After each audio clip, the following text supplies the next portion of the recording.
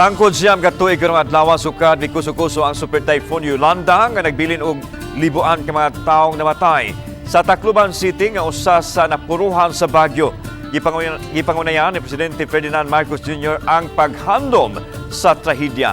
Ang kinatibukang detalye atong sayran sa live report ni Nico Serino. Nick?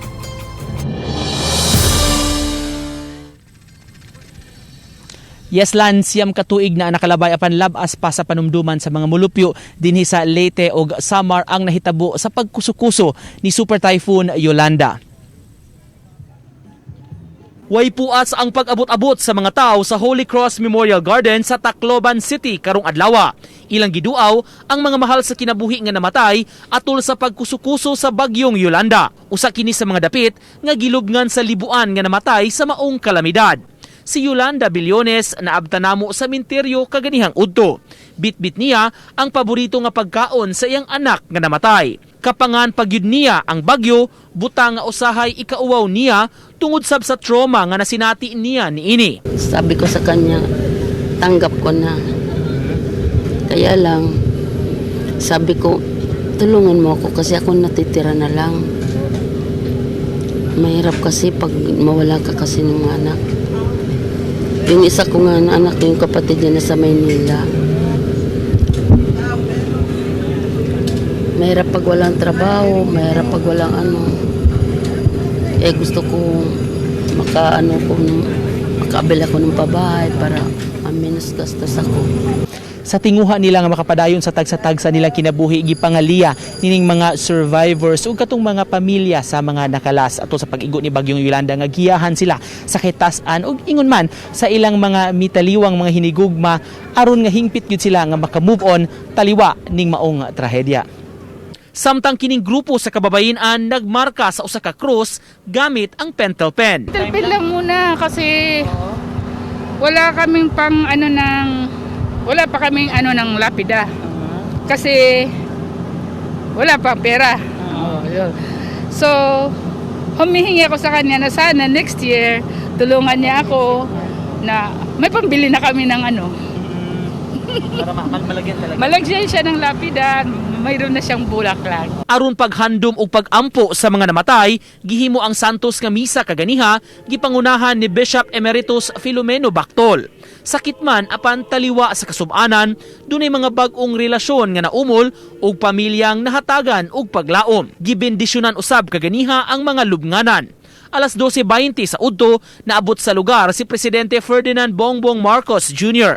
Nanguna ang presidente sa floral offering sa gravesite. Sa iyang pagpamung, gihatagan og importansya sa presidente ang mga namatay, labi na ang mga unaccounted o wala na ihap ni adtong panahuna. Sila kuno ang angayang handumon aron dili hikalimtan ang ilang kontribusyon. We will remember those who we were told not to remember. If you remember, during the count of the casualties, the count was stopped. And we knew that there were still thousands out there. And for those thousands, those countless thousands, we come here, we commemorate. Because if we no longer commemorate, their memory dies. And it is only up to us to keep that memory alive. It is something that we ponder upon. It's not something that we continue to investigate. But, stories come out and, we listen to them. And the most we can do is just pray for them and remember and seek the best lessons, to learn from this. Matud sa presidente, taliwa sa mga epekto sa climate change, angayan hingusgan ang disaster response sa nasod. We will put the disaster response team, the national response team, under the office of the president.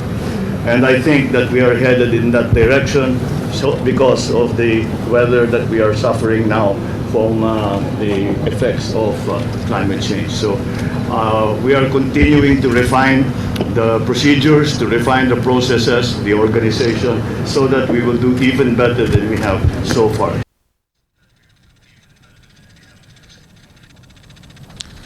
Samtang lani kita karon mahimutang sa gawas sa bagong Capitol Building sa Leyte Provincial Government dinhi sa West Bypass Road sa Palo. Ni pahigayon ni sila baguhay lang og wreath laying o candle offering ning mga orasalan halad sa tanan nga namatay atol sa pagkusukuso ni Bagyong Yolanda. Dunay tarpaulin sab sa gawas sa Kapitolyo, nakaplastada sab nini ang itsura ni atong mga empleyado sa provincial government nga lakip sa namatay sa pagkusukuso sa bagyo. Gipangunayan ang seremonyas dinhi ni late Governor Carlos Jericho Icot Pitilla og ubang mga opisyales og mga provincial employees. Subay gihapon kini sa kutay sa mga kalihukan paghandom ni adtong pag-igo ni Bagyong Yolanda dinhi sa probinsya sa Leyte. Mao kanang latest lan gikan dinhi sa lungsod sa Palo. Daghang salamat, Nico Serino.